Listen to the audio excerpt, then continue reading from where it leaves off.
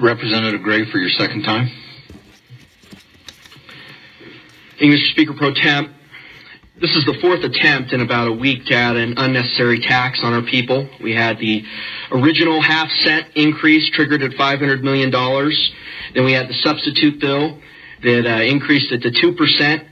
Then we had the second reading attempt to trigger a half cent at $750 million and then a full cent at $500 million. And now we have this fourth attempt on third reading, returning to the first attempt to have a half cent at $500 million. And looking at this pattern, it kind of made me think about one of the great writers in our language's history, the English bard. His name rhymes with Shakespeare. And one of his great historic plays based on the life of one of the great leaders of that island northeast of the continent to our east. There's a great line there before they're going to go into battle where they're outnumbered 10-1 and they're on wave 4 of the attack. And the great leader says, "Once more into the breach, dear friends, once more." And I can't think of a more fitting line here. In my view, the attempts to add efficiencies to the school foundation program account, they've not been adequate.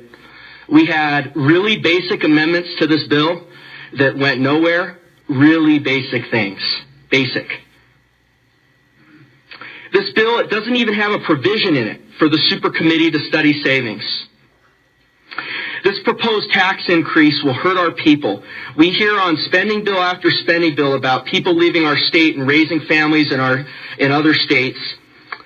But this argument is never heard when you have a tax increase. And I know economics, the beauty of the science is that this often gets lost. But the amazing side effect here is that's what's going to happen here.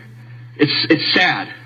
The people are going to leave our state. They're going to raise families in other states. This is going to cost us jobs. One of the things that was said is that the mineral industry is paying too much. They're going to pay a lot of this sales tax. Our people are too.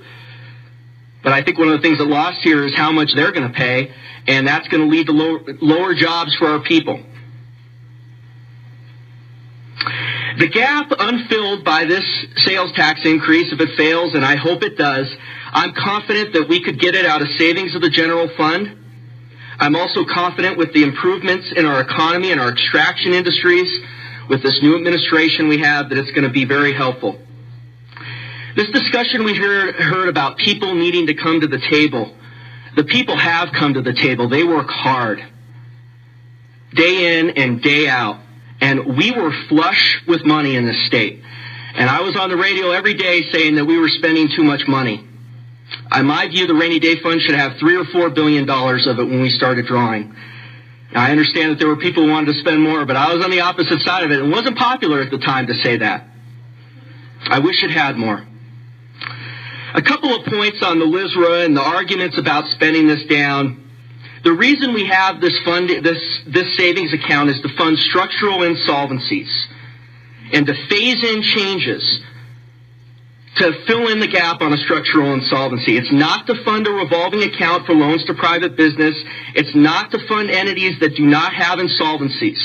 What we're talking about here, the insolvencies in the school foundation program account, that's why it's there. The discussion about the 2/3 margin in the budget session and the fact that the margin is going to be higher next year, I think that was very telling. I appreciate that was talked about, because there are 2/3 vote for this, and we should be voting for this next year. This should not be done now. And I think that was a very telling argument. When you vote against this, you're representing the 10,000 people back home in your district, and that is who you should be representing. You're representing the taxpayer. This is so unneeded. The trigger isn't even going to be reached for 5 years.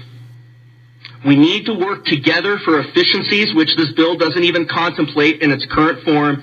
And by the way, we did have an unfortunate increase in taxes, very unfortunate, a gas tax increase very recently. I don't think that was needed. Taxes continue to go up on our people. Once more into the breach, dear friends, once more. Don't get worn down here. Vote against this amendment.